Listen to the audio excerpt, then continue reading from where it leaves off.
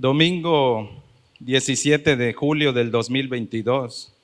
A nombre de la Primera Iglesia Bautista Cristiana Jesús, Fuente de Vida Eterna de San Juan de Abajo, Bahía de Banderas, Nayarit, México, le damos la más cordial bienvenida.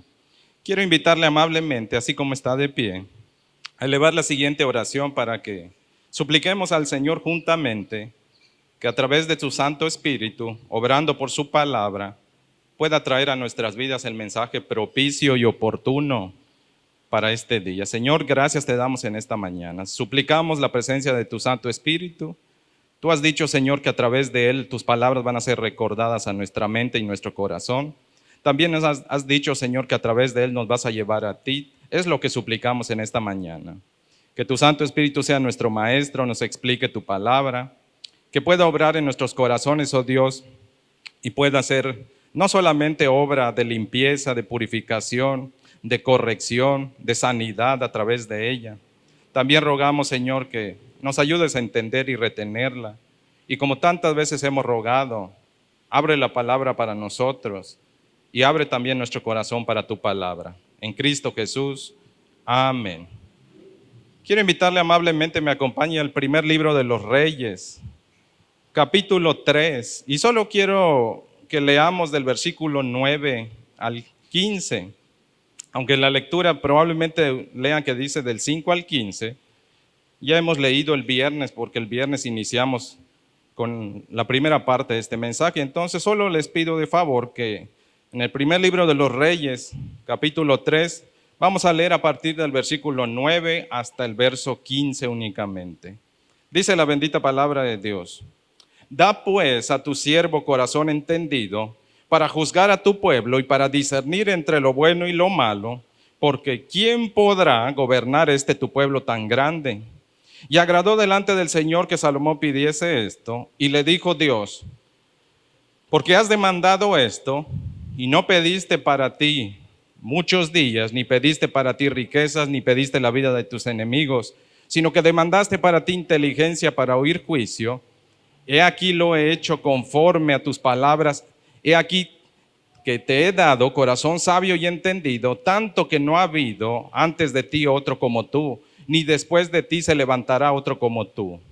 Y aún también te he dado las cosas que no pediste, riquezas y gloria, de tal manera que entre los reyes ninguno haya como tú en todos tus días.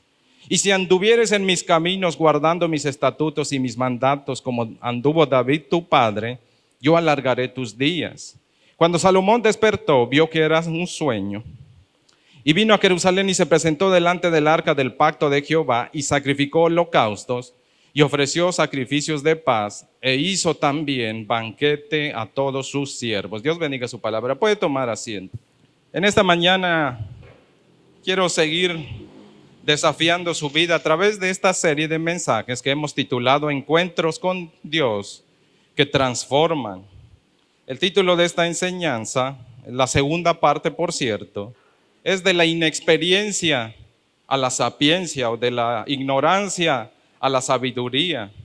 Hemos estado revisando los primeros 3 capítulos del libro de los Reyes. A través de la vida de Salomón encontramos un maravilloso ejemplo de parte de nuestro Dios, que cualquier persona inexperta en vivir, ya sea en comunión con los demás o en relación a Dios, Dios puede hacernos personas sabias para comportarnos de modo adecuado, de tal manera que podamos traer beneficio y propiciar beneficio a otros.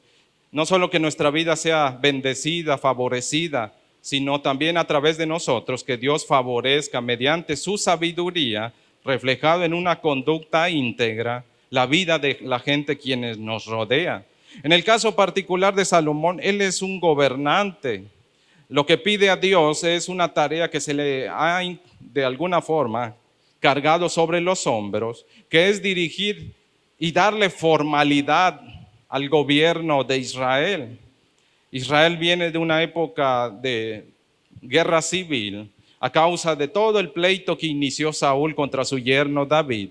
Eso repercutió por varios años, sin considerar, por cierto, todas las amenazas externas que Israel tuvo que hacerle frente, particularmente hablando los filisteos. Las guerras, que fue todo lo que caracterizó al gobierno de Saúl, el gobierno de David, fueron guerras. Ellos ocuparon a través de la mano y ayuda de Dios, con excepción de Saúl, que al final del camino, a gran parte de su vida, perdió el rumbo y en vez de traer paz a su pueblo, él mismo propició toda una serie de sufrimientos cuando empezó a perseguir al amado de Dios, quien es David. Todo eso entonces ha repercutido por varias décadas. En todo ese proceso recibe Salomón el gobierno, pero no un gobierno tan tranquilo. Los primeros 2 capítulos del libro de los Reyes nos han dicho, le tocó difícil la tarea a Salomón.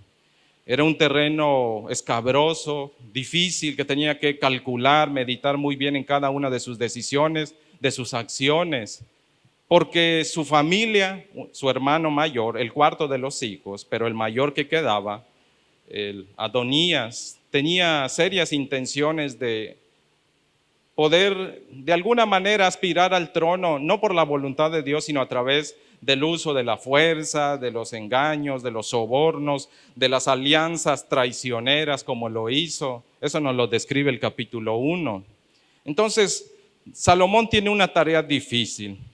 Tiene la tarea de vivir en un tiempo desafiante, lleno de peligros, de amenazas dentro de su propia familia, por fuera, personajes del gobierno, sacerdotes, comandantes, aún la propia familia y línea de lo que es Saúl, particularmente entre la tribu de Benjamín, que de ahí procedía Saúl. Hay ciertos personajes con los que tiene que lidiar Salomón, y eso nos lo explica el capítulo 2 del libro de los Reyes, del primer libro de los Reyes. Salomón lidia con las grandes amenazas de su gobierno en el capítulo 2.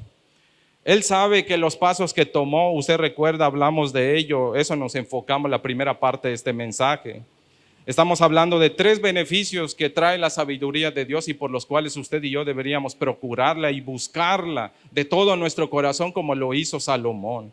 Porque tenemos desafíos en la vida en los cuales no va a ser suficiente toda la experiencia que podamos adquirir en la vida fuera de Dios, no es suficiente. Hay problemas que llegan y nos superan por mucho.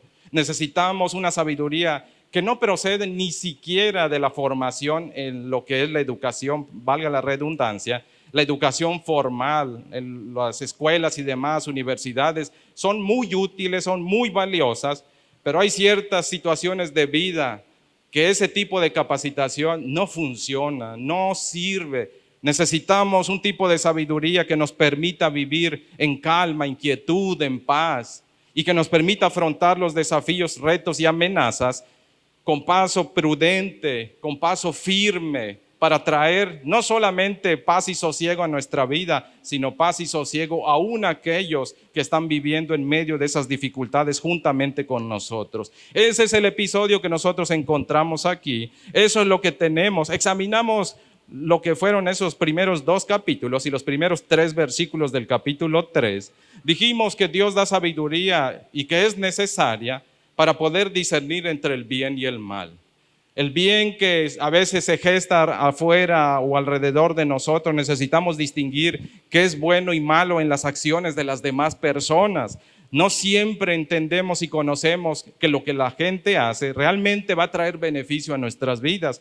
Ha habido mucha gente presente en nuestras vidas y entre más tiempo hemos vivido sobre esta tierra, más nos hemos dado cuenta que no toda la gente quien está cerca de nosotros a veces nos va a beneficiar. Algunos de ellos iniciaron bien, en algún momento enfrentamos traición como lo enfrentó, por cierto, David, a través de Joab y a través de Abiatar. Situaciones muy difíciles como esa necesitamos tomar decisiones adecuadas y eso solamente es posible cuando uno dispone de la sabiduría de Dios.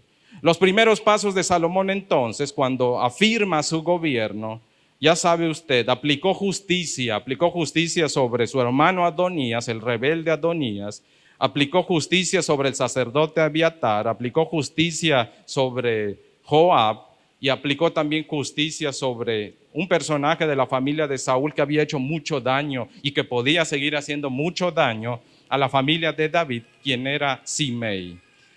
Todo eso demandaba afrontar adecuadamente, con sabiduría, los retos externos, pero dijimos también el viernes, el mayor enemigo que usted y yo tenemos es nuestro propio corazón pecaminoso. Ese es el mayor desafiante, porque cuando todos los demás están en paz, si este no está en paz, nos sigue metiendo en problemas, nos sigue creando dificultades. Dios nos muestra a través de la vida de Salomón que la sabiduría que Él ofrece es sabiduría que trae paz, no solo para los enemigos de afuera, sino también tiene que someter a este gran enemigo que es nuestro corazón pecaminoso. Eso es lo que dijimos en la primera parte de este mensaje. Hoy quiero continuar con los últimos dos beneficios de la sabiduría de Dios en la vida. Esos beneficios nos muestran de cómo Dios saca a una persona inexperta y la capacita o la forma en su sabiduría para que sea una persona sabia en toda su manera de vivir. Hoy vamos a examinar entonces todo el capítulo 3, aunque leímos solo del 9 hasta el 15, pero vamos a examinar todo el capítulo 3 y así también vamos a hacer referencia a capítulos previos para explicar estos dos últimos beneficios. El segundo beneficio, y con esto iniciamos, tiene que ver con lo siguiente: la sabiduría de Dios está disponible para todo inexperto para ayudarle a actuar con justicia e integridad. Eso es lo que Salomón se da cuenta. Ya tomó sus primeros pasos. Salomón tiene que aprender a tratar con justicia a la gente que le rodea. Gente que es favorable a él y gente que se le opone o que es problemática. Su hermano Adonías muere a causa de su rebeldía. Salomón, su padre le dijo en su lecho de muerte: tienes que hacer las cosas con sabiduría. Yo confío, Salomón le dijo, verso 6 y verso 9 del primer libro de los Reyes, capítulo 2. Ahí en su lecho de muerte, David le dice: yo sé que Dios te va a dar sabiduría, Salomón, y tienes que lidiar con grandes peligros, y los peligros tienen nombre, Salomón. Uno de ellos se llama Joab, el otro, Salomón, se llama Simeí. Esos son por lo menos los que le dice David, pero Salomón identifica otros dos que su papá no le dijo: Abiatar y aún su propio hermano Adonías. Eso no los dijo David. Y podemos entender por qué David no le dijo a su hijo que tuviera cuidado de su propio hermano. Porque el capítulo 1 del libro de los Reyes, el versículo 5 nos dice que David nunca puso mano firme sobre su hijo y fue un rebelde, en este caso Adonías. David dice nunca quiso someterlo a autoridad y le dejó que hiciera lo que quisiera, entonces tuvo el pago. Mire cómo son las cosas y prestemos mucha atención a lo que la Biblia generalmente nos anticipa. Como padres, cuando no sometemos en autoridad y a una buena conducta a nuestros hijos, probablemente le va a tocar al resto de la familia cosechar nuestra irresponsabilidad como padres. Lo que está lidiando en parte Salomón es una irresponsabilidad de su padre David. No somete a su hermano y su hermano es un peligro para su gobierno. ¿Por qué? Porque lo desea con todas sus fuerzas. La rebeldía, pues, de Adonías, la Biblia es muy clara, la ley era muy clara.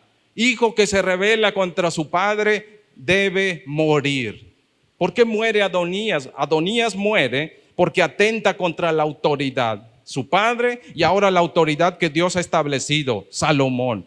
Por eso muere. Proverbios 17:11, Salomón nos va a decir más adelante en su vida madura: el malvado o el rebelde busca su mal. Eso dice el escritor bíblico. Y eso es lo que buscó Adonías. Buscó y encontró su propio mal. Su rebeldía lo lleva a la muerte. Fue justo. La justicia de Dios decía que el que persistía. Salomón ya le había perdonado la vida a su hermano Adonías. Eso lo puede leer usted en el primer libro de los Reyes, capítulo 1.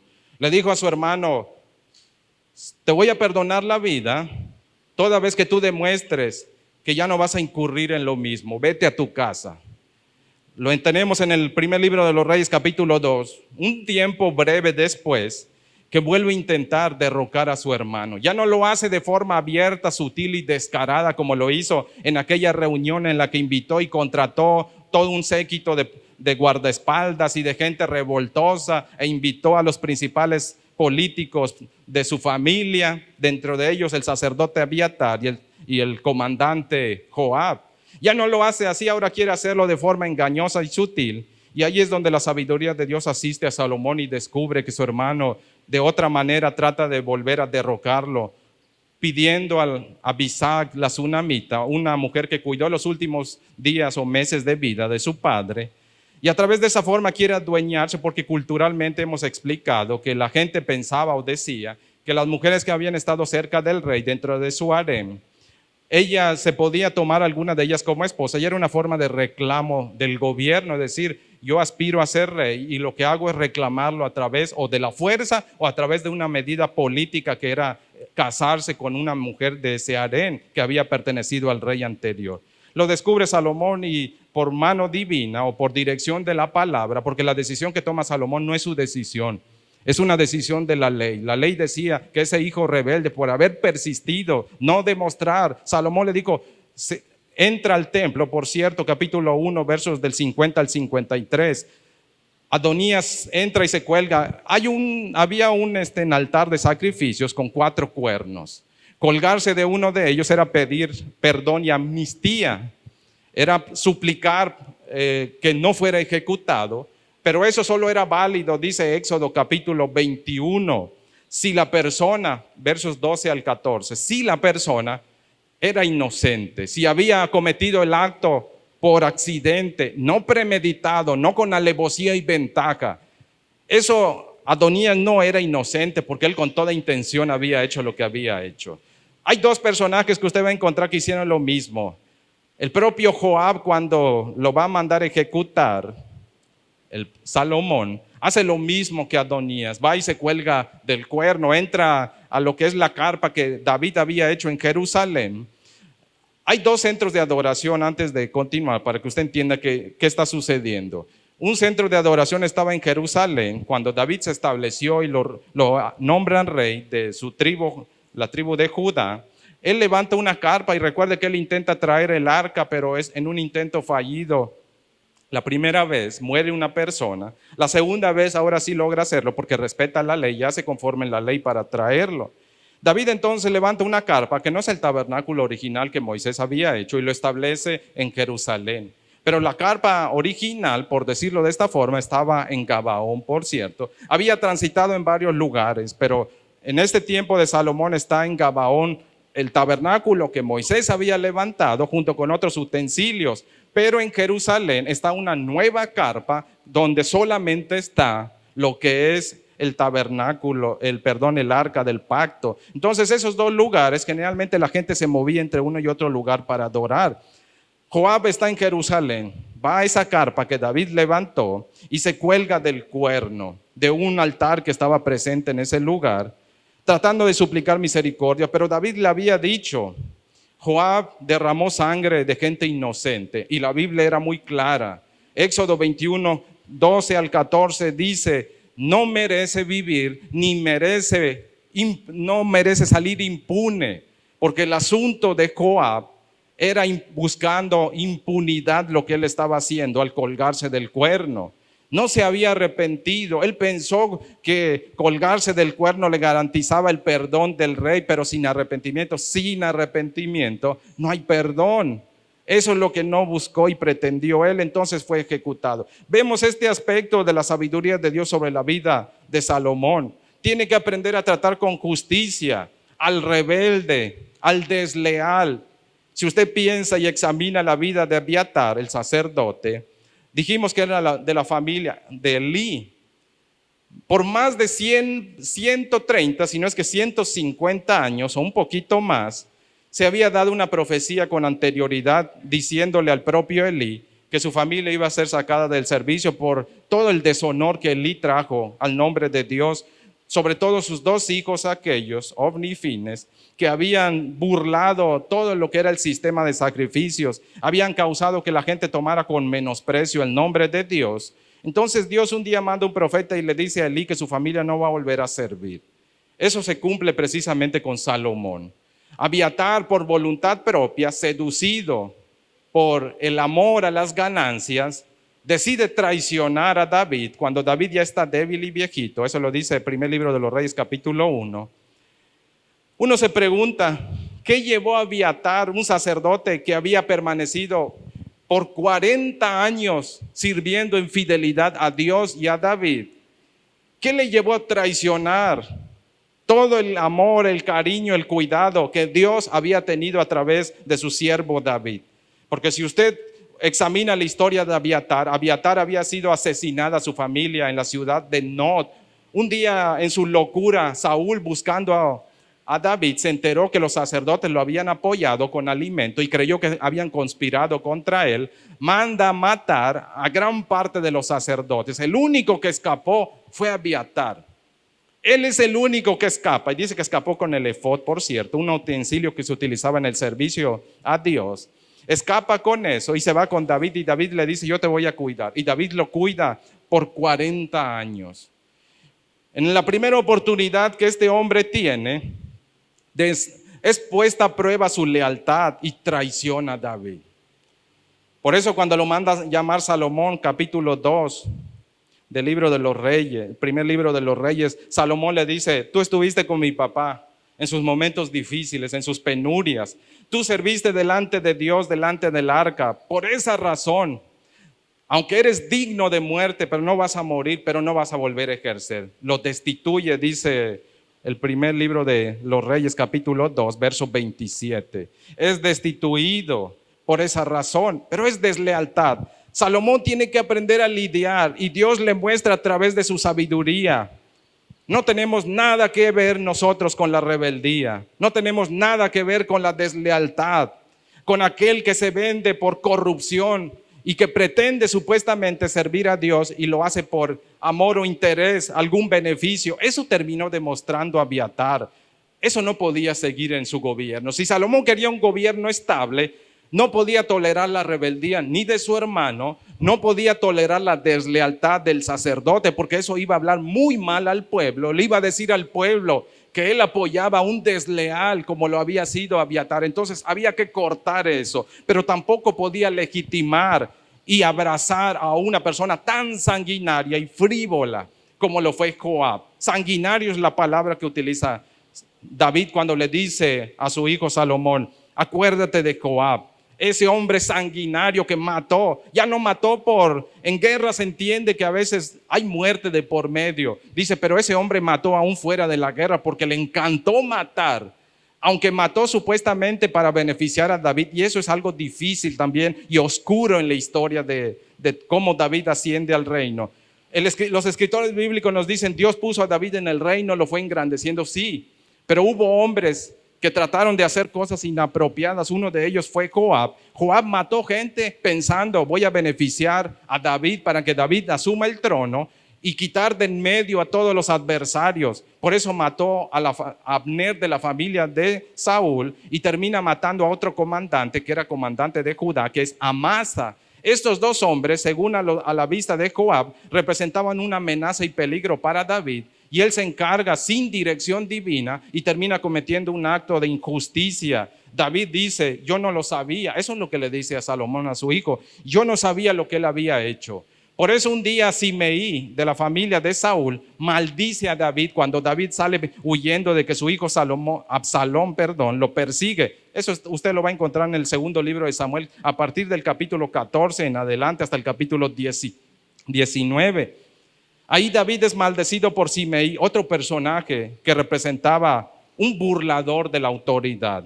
Simeí cosechó su muerte, y Salomón tuvo que aplicar justicia de Dios sobre la vida de ese hombre, porque ese hombre representaba un peligro de insurrección o de rebeldía también, pero de menosprecio a todo el resto del pueblo. Simeí había insultado a David, y recuerde algo: la investidura que David tenía representaba la autoridad de Dios. Ofender al ungido de Jehová era ofender a Dios, porque eso es lo que él representaba.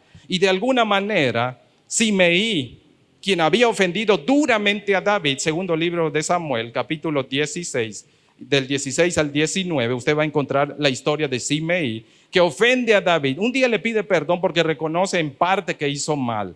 Pero este hombre, cuando le toca lidiar Salomón con él, se da cuenta que no ha cambiado. Es un hombre que sigue burlándose de la autoridad. Salomón lo llama y le dice: vas a vivir en Jerusalén, así que haz tu casa aquí. Y de alguna forma hemos dicho, estaba en arresto domiciliario. No respeta la autoridad de Dios porque hace un juramento, dice el primer libro de los Reyes, capítulo 2, versos 42 y 43. Salomón le dijo: ¿por qué no respetaste? Hiciste un juramento ante Dios y te pareció poca cosa. Yo como autoridad te dije: no salgas de tal límite, ni me obedeciste a mí y mucho menos tomaste en serio el juramento que hiciste ante Dios. Y le dice: y eso es tu condena. La Biblia es muy clara. Éxodo 27 dice que el nombre de Dios no se debe tomar a la ligera. No se debe tomar el nombre de Dios en vano. Y la Escritura dice, Dios ahí, Dios no va a tener por inocente al que haga eso.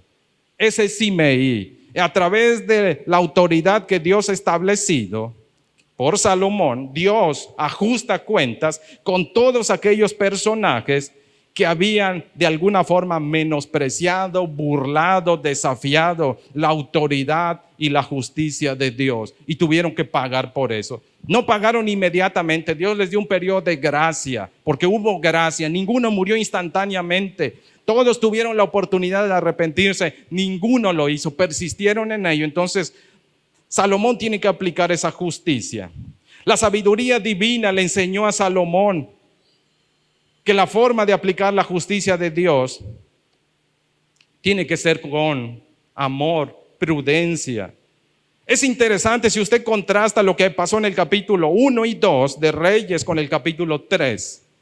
Porque en el capítulo 3, cuando Dios le da finalmente mayor sabiduría, Salomón ya era una persona sabia, su papá lo dijo. Le dijo: yo sé que tú eres una persona sabia y que vas a lidiar con los problemas que te digo con sabiduría. Pero Salomón descubre: lidié con los problemas, pero necesito más sabiduría. La tarea que tengo es muy difícil y yo soy muy joven. ¿Qué necesito? Capítulo 3, se presenta ante Dios en un acto de adoración, de oración, presenta sus holocaustos en Gabaón. Y cuando se duerme, Dios responde. Ahí es donde recibe la sabiduría que hasta ese momento no ha tenido y que necesita para seguir enfrentando todos los grandes desafíos. Lo primero que necesita es aplicar justicia a los demás. ¿Cómo lo hace? Tiene que ser con la sabiduría de Dios. Recibe sabiduría de Dios. Capítulo 3 del primer libro de los Reyes, a partir del versículo 16 hasta el 28. ¿Recuerda usted la historia de las dos mujeres que vivían juntas, que se dedicaban a la prostitución? Y una de ellas en la noche accidentalmente aplasta a su bebé. Las dos mujeres tienen bebés cercanos en edad. Entonces dice que la que mata a su bebé, sabe Dios cómo se enteró la otra, se levanta y cambia el bebé muerto por el bebé vivo. Llegan delante de Salomón con este litigio. Es difícil por dos cosas. En primer lugar, no hay testigos. Solo ellas dos están en el lugar con los respectivos bebés, el cual uno está muerto ya, el otro está vivo. No hay testigos, pero no solo no hay testigos. ¿Cómo comprueba el rey quién tiene la razón y quién te está diciendo la verdad? Como Salomón ya ha recibido sabiduría de Dios, Dios le muestra. El capítulo 2 del primer libro de los Reyes nos muestra cómo Salomón utilizó la espada. La espada la utilizó aplicando mano dura. Pero ahora en el capítulo 3, Salomón vuelve a hacer uso de una espada. Y es interesante, porque en la sabiduría de Dios nos muestra que cuando Dios nos da su sabiduría, la espada ya no la utilizamos para destrucción. Puede servir para algo sumamente benéfico. Salomón, cuando le dicen, ¿saben qué? Dice Salomón: bueno, tú dices que tu hijo es el vivo, ella dice lo mismo, vamos a ver quién, tráigame una espada y vamos a partir al bebé. Era una forma de presionar de alguna forma, de sacar en evidencia algo que Salomón, por la sabiduría de Dios, dedujo. ¿Qué dedujo Salomón? Salomón dedujo que el amor de mamá iba a aflorar y que este amor iba a dar evidencia a través de compasión. Entonces Salomón simula que van a partir o dividir al niño. Y si usted recuerda, dice que las dos mujeres, una decía: pártenlo, ni para ella ni para mí, pártelo. Y otra dijo: no, prefiero que se quede con la otra y que no toquen al bebé. Y Salomón dice: esa es la mamá. La compasión de una madre no va a permitir que su hijo sufra daño. ¿Cómo descubrió eso? La sabiduría de Dios le permitió a Salomón descubrir eso. Ese tipo de sabiduría es el que Salomón no tenía antes. Él utilizó la espada con mano dura y ahora Dios le muestra que puede volver a utilizar la espada ya no con mano dura. La sabiduría de Dios es tan increíble, tan maravillosa, que lo que antes utilizó para dañar, ahora se puede utilizar con tal destreza, con tal bondad, con tal beneficio. Eso es lo que Dios hace a través de la espada. Pero no solamente eso. Usted puede observar que en lo que Salomón está viviendo, particularmente versículos 6 y 7 del primer libro de los Reyes, capítulo 3, cuando Dios se le aparece a Salomón en sueños y le dice, pídeme lo que quieras, verso 5, en el verso 6, Salomón hace una confesión y muestra cómo la sabiduría de Dios nos puede ayudar a vivir o actuar con justicia e integridad. Salomón sabe que tiene que aprender a tratar con la justicia de Dios a los demás. Esa es su responsabilidad, pero también entiende, no solo es aplicar o tratar con justicia a los demás, yo también tengo que vivir justo delante de Dios. Verso 6 dice la palabra, y Salomón dijo, tú hiciste gran misericordia a tu siervo David, mi padre, porque él anduvo delante de ti en verdad, en justicia y con rectitud de corazón para contigo. Y tú le has reservado esta tu gran misericordia en que le diste hijo que se sentase en tu trono, como sucede en este día. En esa expresión, cuando empieza a examinar Salomón la vida de su padre, él llega a una conclusión. La conclusión es que no puede seguir viviendo como está viviendo. Él necesita vivir como su padre vivió. Y que para que viva como su padre, él entiende que tiene que aprender a comportarse como su papá. Y describe a su papá con 3 sustantivos o 3 características. En primer lugar, David reconoce que su papá vivió delante de Dios. Dice, en primer lugar, en verdad. ¿Qué significa andar en verdad? Andar en verdad significa respetar la Escritura y que la Escritura moldea tus pasos. Luego dice, él vivió delante de ti en justicia. ¿Qué significa vivir en justicia? Quiere decir lo siguiente, que si tú conoces la palabra te va a enseñar a elegir siempre lo que es agradable ante los ojos de Dios en tu trato hacia los demás. Eso es vivir en justicia, es la forma en que me relaciono con los demás. Pero no solo es cómo me relaciono, sino el qué elijo o cómo elijo tratar a los demás. En este caso, con lo que es justo.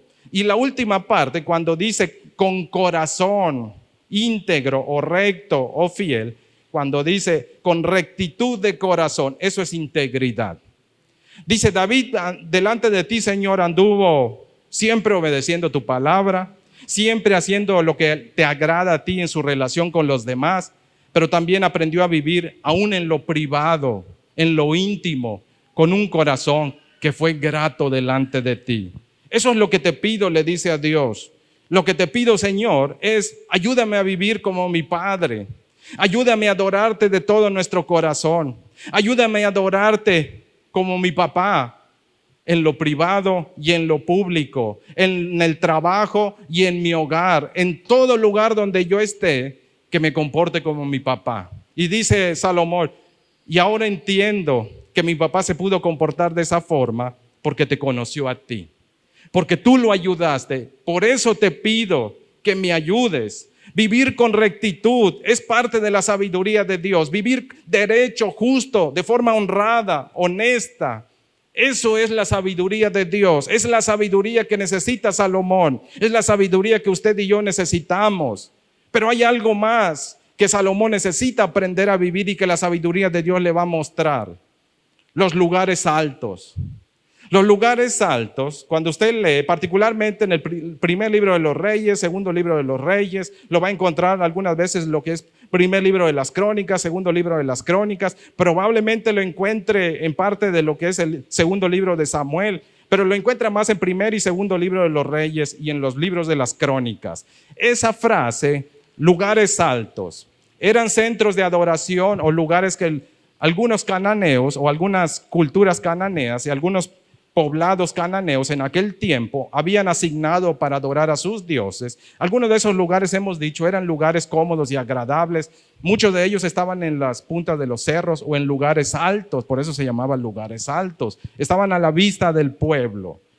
Algunos de esos lugares, cuando Israel entra a la tierra prometida, lo que es territorio de los cananeos, de varios de esos pueblos, algunos de esos lugares derriban todo, pero la cuestión es que reutilizan algunas zonas de esas.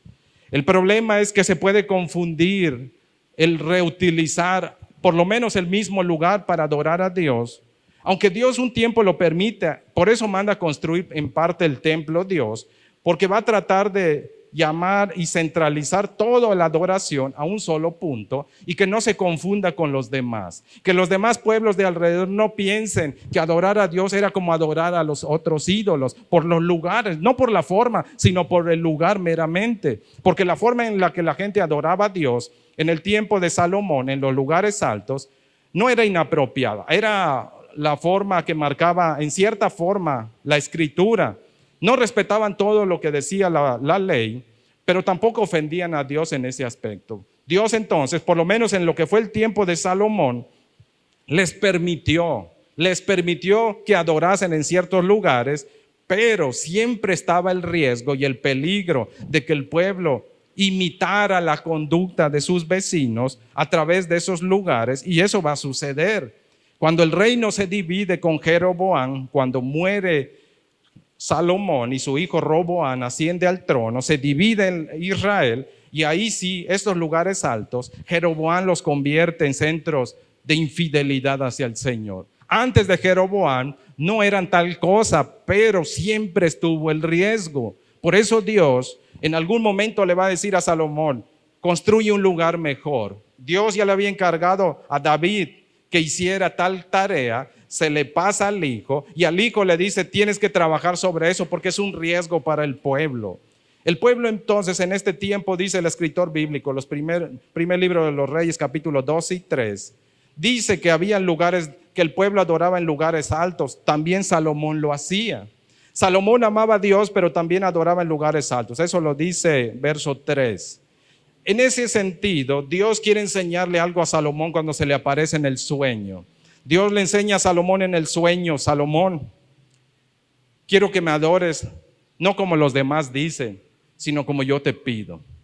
El lugar alto en algún momento va a representar la forma en que el hombre quiere adorar a Dios, pero no como Dios dice.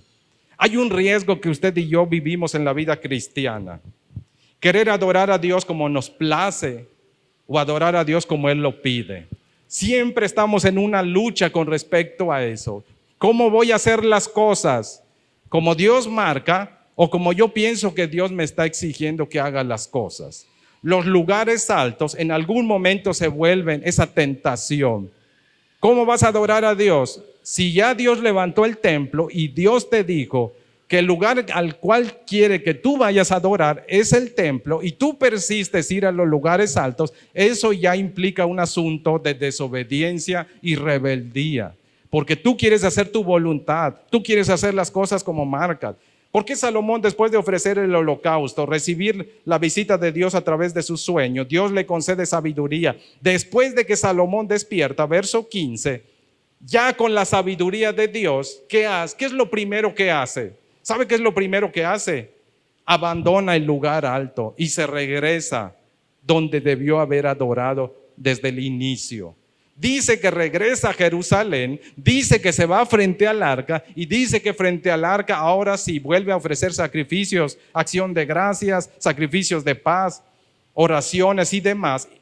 Después hace un banquete. Todo eso lo que está diciendo es lo siguiente: que debemos adorar a Dios no según nuestro propio corazón. Debemos adorar a Dios conforme a la palabra del Señor. No modelos extraños. ¿Qué lugar alto puede haber para nosotros en el día de hoy?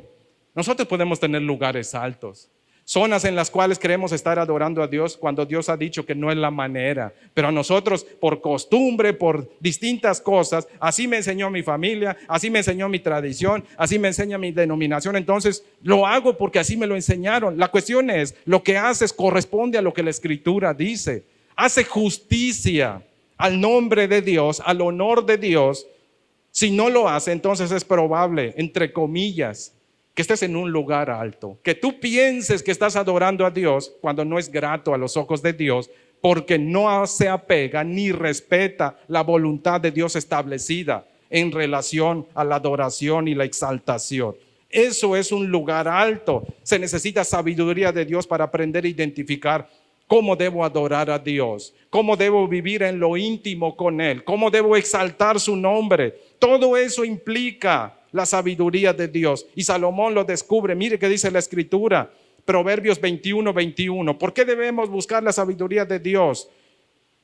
Proverbios 21:21, nueva traducción viviente. El que busca la justicia y el amor inagotable, es decir, la misericordia de Dios que ha hecho mención Salomón cuando le dice en el verso 6, tú hiciste gran misericordia con mi papá.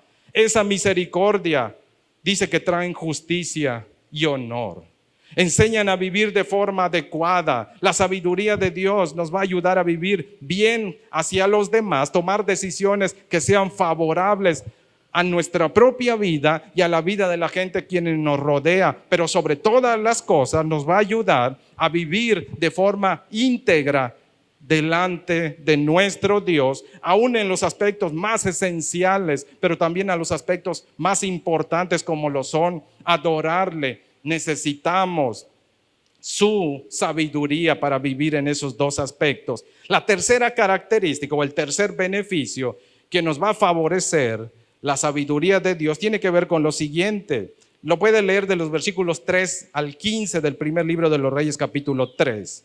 La sabiduría de Dios no solo nos permite discernir entre el bien y el mal. La sabiduría de Dios no solamente nos permite comprender cómo debemos actuar en justicia e integridad, sino también a través de la sabiduría de Dios aprendemos a servir con eficacia y eficiencia. Servir con eficacia implica saber pedir ante Dios. La sabiduría de Dios nos enseña, cuando nos acercamos a Dios, no solo cómo adorarle, sino a cómo debemos pedir lo que más necesitamos para la vida. Servir con eficacia tiene que ver que Dios transforme nuestra esencia y nuestro carácter. La eficacia es que usted pueda cumplir cabalmente con lo que Dios espera de su vida. Habla de su esencia, de su carácter. Salomón se presenta ante Dios, verso 6 en particular. Cuando él se acerca a Dios le dicen, Señor, yo entiendo que la calidad de una vida determina la forma en cómo te va a servir. Mi papá, por tu amor, tú hiciste de él una persona de calidad, no porque él pudo, sino porque tú eres Dios de gran misericordia. Cuando Salomón utiliza esa palabra de gran misericordia, la palabra hebrea Gesed, Gesed es la palabra más significativa del Antiguo Testamento. Habla de un amor tierno que no se rinde, de un amor que el fuerte extiende al débil, de un amor persistente, de un amor comprometido, de un amor que busca tu beneficio por sobre todas las cosas. Eso es Gesed, eso es misericordia. David entonces le dice a Dios, yo sé que fue tu gran y bondadoso amor que no le soltó la mano a mi papá. Por eso mi papá pudo comportarse como se comportó. Yo de la misma manera te suplico, Señor, que tú hagas en mí lo mismo. Con humildad Salomón se acerca. 3 veces utiliza la palabra siervo Salomón, versículos 7 y 8. En esos 2 versículos hay 3 veces la palabra siervo. Y en ese aspecto, la petición que hace Salomón en el versículo 9, literalmente lo que Salomón pide cuando dice, dame corazón entendido. Si se tradujera literal esa expresión del hebreo a nuestro castellano, sería un corazón que sabe escuchar. Eso es lo que pidió Salomón. Lebab Shammah es la expresión hebrea que se utiliza. Y eso es, Salomón le dijo, dame un corazón que te escuche. Te pido, Señor, que cuando tú hables, mi corazón aprenda a escucharte. Eso es corazón entendido. Para los antiguos de aquel tiempo, la cultura en aquel tiempo, se tenía la creencia de que la mejor forma de aprender era escuchando bien. Si tú tenías problemas para escuchar, no ibas a aprender bien. Entonces, esa creencia popular se refleja en sus maneras de escribir al decir en otras culturas había escritos también, cuando las personas se acercaban a sus dioses, pedían literalmente lo que pidió Salomón. Ellos le decían, quiero vivir bien, quiero vivir con sabiduría, y hacían la expresión, dame un corazón, porque ellos consideraban que el corazón era el centro y la totalidad de la persona. El centro de mando, el lugar más importante de una persona, ellos lo concebían en el corazón.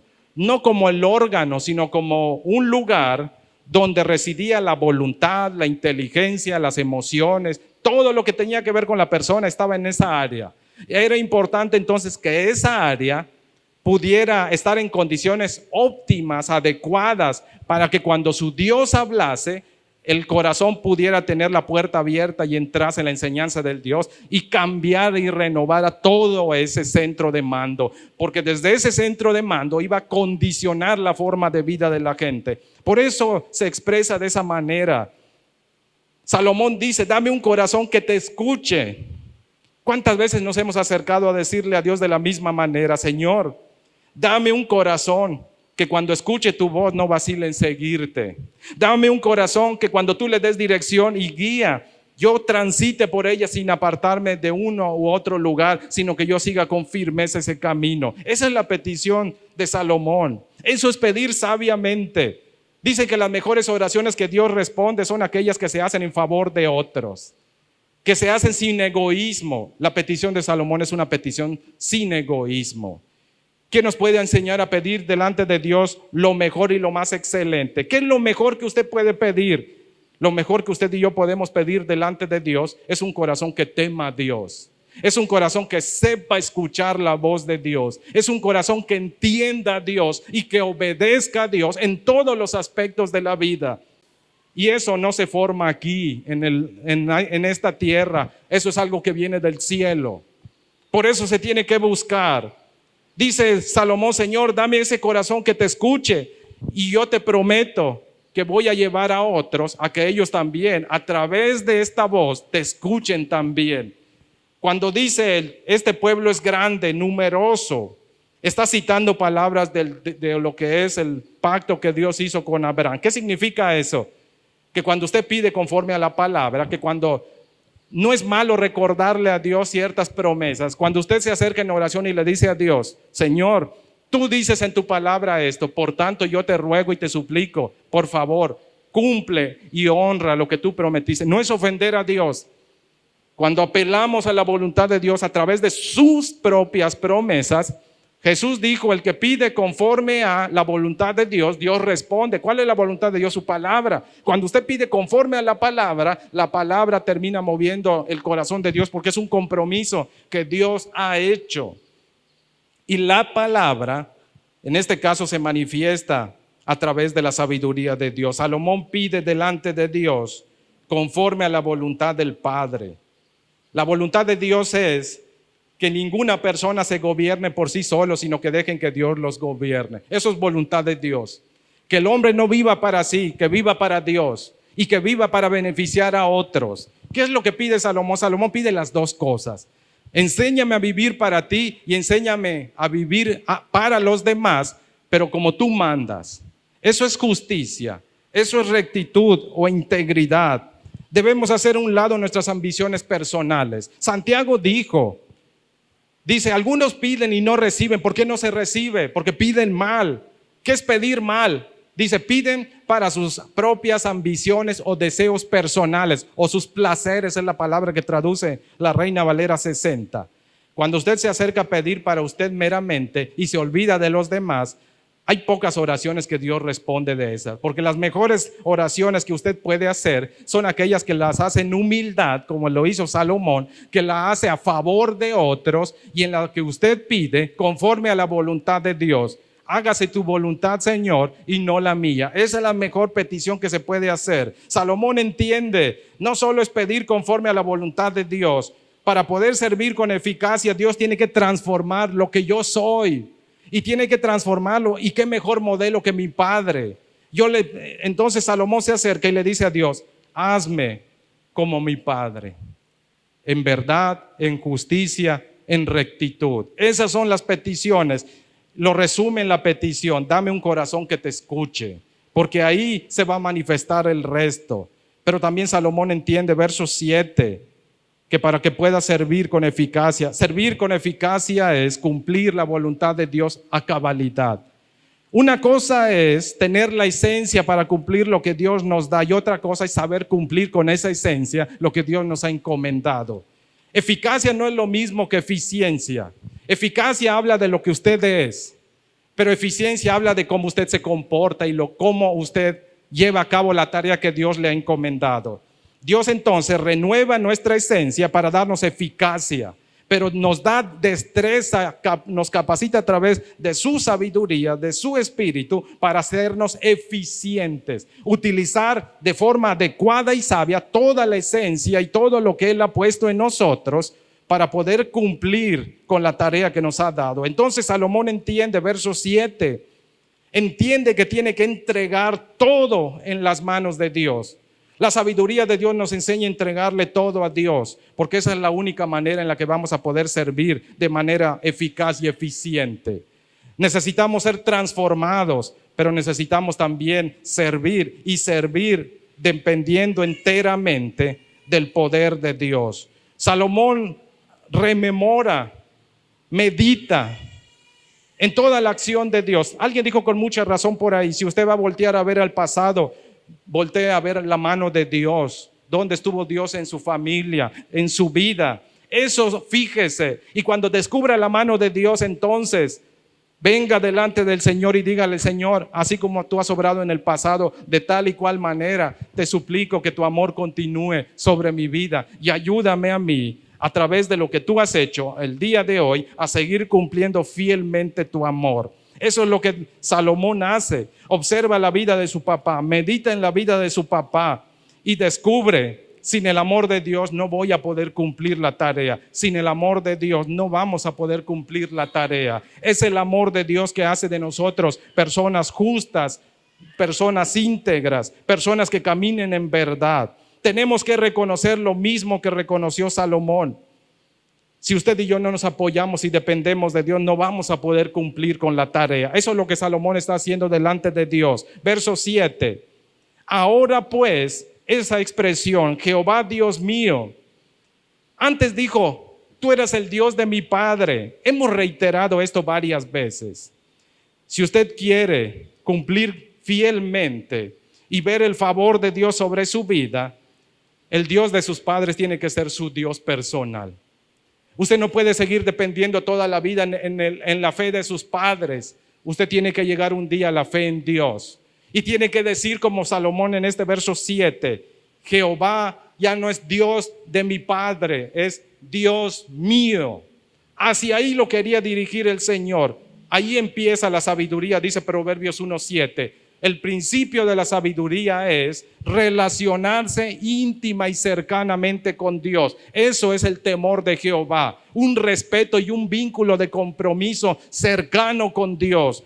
Comprometerse a una vida de amor y de obediencia hacia Él. Eso es temor, eso es el principio de ser sabio. Hacer de Dios algo personal, nuestro Dios personal. Verso 7.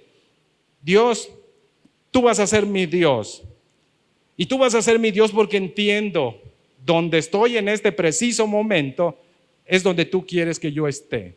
Y como eres tú el que me puso donde estoy, por eso vengo a ti, porque entiendo que como tú me tienes donde estoy, también tú me vas a enseñar cómo vivir donde estoy. Enséñame a vivir donde estoy. Eso es lo que está pidiendo Salomón. Hazme capaz, le dice a Dios. ¿Qué está viviendo usted hoy día o está enfrentando? ¿Hay alguna situación difícil que usted no le vea la salida? Ha hecho y deshecho y por más que le busque no encuentra la salida a algún problema. Se siente incapaz, insuficiente para cumplir tal o cual labor. Creo que hoy es tiempo de decirle a Dios: Señor, yo entiendo que donde estoy, tú estás en medio de todo.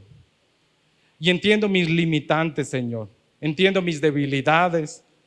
Pero lo más importante no es quién soy yo, sino quién eres tú. Es tu fuerza, es tu amor. Así como obraste en mis abuelos, en mi padre, Señor, en mi madre, mujeres u hombres de fe que hay en mi familia. el gran amor que les demostraste, te suplico que sea algo personal para mí. Te suplico el día de hoy, Señor, que de la misma manera tú te manifiestes a mi vida. Tú sabes con lo que estoy luchando, Señor. Tú sabes con lo que estoy lidiando, lo que me cuesta. Tú hiciste a mi vida un llamado. Me has encomendado a mi familia, mi trabajo, mi negocio. Me has encomendado tal labor en tu iglesia, en la comunidad, y no me siento capaz de hacerlo, Señor. O lo he hecho y no lo he hecho del todo bien. Pero en esta tarde te vengo y delante de ti a suplicarte, enséñame a vivir con justicia. Enséñame a vivir en tu verdad. Dame sobre todas las cosas, Señor, un corazón que te escuche a ti. Un corazón que sea guiado, dirigido en absolutamente todo por tu gran amor y bondad. Le invito amablemente a ponerse sobre sus pies. Y así de pie, quiero que meditemos en este texto. Santiago 1:5, palabra de Dios para todos. Dice Santiago, si a alguno de ustedes le falta sabiduría, pídasela a Dios y Él se la dará. Dios es generoso y nos da todo con agrado. Salomón un día entendió, Señor, la tarea es muy grande. Señor, yo no puedo cambiar mi vida por mí mismo, ya lo intenté y no puedo, pero vengo delante de ti a suplicarte, cambia mi vida como la cambiaste la de mi padre. Dame la fe de mi padre, Señor. Dame el temor de mi padre. Hazme una persona capaz, pero sobre todas las cosas, dame un corazón sabio y entendido. ¿Para qué? Para agradarte a ti y para servir a toda la gente quien me rodea. Señor, estamos delante de ti, suplicándote que seas tú el que nos esté ayudando. Sabemos, Padre, que hay tantas cosas que enfrentamos en la vida, algunas de las cuales quizá hemos podido sortear con gran destreza. Incluso, Padre, quizás a través de esas circunstancias nos hemos sentido capaces de caminar por la vida, a veces sin depender tanto de ti. Pero te damos gracias porque aún aquellas circunstancias difíciles que nos llevan al límite, que nos hacen ver, Señor, que nosotros no hay lo suficiente como para hacerles frente. Gracias por cada una de ellas porque nos enseñan que tenemos que depender de ti. Como ha dicho alguno, Padre, bendito sean los momentos difíciles, bendito sean, oh Dios, los momentos de enfermedad y dolor y tristeza, porque si ellos nos han llevado a ti, eso es gran dicha y bendición. Tu palabra dice que hay momentos de tristeza que tú produces, que cuando ellos vienen de ti, la intención es llevarnos al arrepentimiento. Gracias por eso. Tu palabra dice que hay momentos difíciles que afrontamos, porque la intención tuya es formar en nosotros mayor carácter, en paciencia, en amor, pero también darnos sabiduría y madurez a través de lo que vivimos. Gracias, Señor, porque eso solamente tú lo haces posible. Gracias porque en tu bondad y amor nos permites venir delante de ti. Y así como Salomón, humildemente te suplicamos, danos un corazón que sepa escuchar tu voz. Danos un corazón que tema tu nombre. Tú has visto, Padre, en nuestras familias, todos aquellos quienes te han amado. Algunos de ellos ya han partido a tu presencia y cerraron la carrera en fidelidad. Nosotros te rogamos, Señor, el amor, la gracia y el favor que has demostrado en la vida de cada uno de ellos, que de la misma manera te suplicamos, oh Dios nuestro, que sigas presente en nuestra vida y nos ayudes a nosotros de la misma forma que tú los ayudaste a ellos. Por favor, te rogamos y te suplicamos, extiende tu mano de sanidad, de amor, de perdón, aún de corrección, Señor, a cada una de nuestras vidas, para que de la misma manera podamos nosotros terminar, oh Dios, en fidelidad la carrera que nos has encomendado.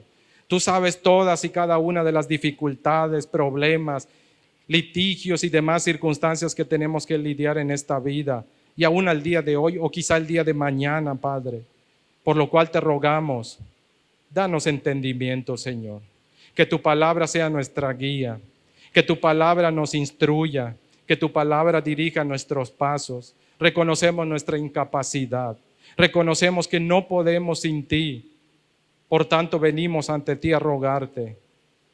Danos un corazón que escuche tu voz. Danos un corazón que tema tu nombre. Danos un corazón que te obedezca, que se deleite en ti, que se llene de ti, Señor, para que podamos no solamente tratar con justicia al prójimo, a nuestro cónyuge, a nuestros hijos. En nuestros centros de trabajo podamos reflejar tu nombre para que traiga honor y gloria a ti, pero también en lo íntimo, en la adoración hacia ti, que podamos hacerlo, oh Dios, en integridad, en rectitud, como a ti te agrada. Y para ello reconocemos que únicamente la sabiduría que procede de ti, y tú nos has invitado, como dice tu palabra, a pedirte y te suplicamos, suple para nosotros, oh Dios, la falta y la carencia de sabiduría que tú sabes que tenemos cada uno de nosotros. Por tanto, nos encomendamos en tus manos, entregamos todo a ti y te rogamos, toma tú nuestras vidas.